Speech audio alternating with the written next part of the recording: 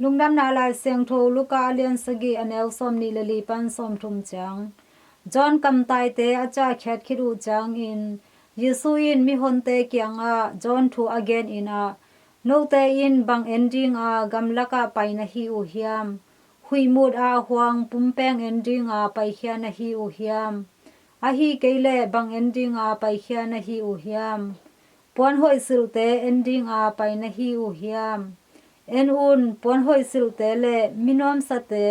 kumpi in sunga a om u hi to hi le no te bang ending in pai khia na hi u hiam kam sang pa ending in apai khia na hi u hiam hima hi pasien kam sang pa sang in alian zo pa a hi hi kong chi hi lai seng tho sunga ama thu hi bang in kigel hi en in ka kam tai pa namaya ka sol ding a ama in namaya na lampi ding a sel khol ding hi chi hi ken kong gen in a nume sungpan a swakte laka baptize pa John sang alian zo kwama a ke hi a hi zong in pasien gam a aneu pen nangon ama sang in alian zo hi a chi hi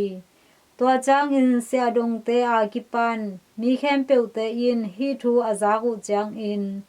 John baptize na anga man un pasien thuman thutan na aman hi chi in asang u hi a hi hangin Pharisee te le lai sang tho siam te in John baptize na nial u a hi man in ama wading a hi pasien ngim na anol a hi u hi hi in to pa lungdam na lai sang tho a hi hi Christu to pa o na tunga phan na ta hen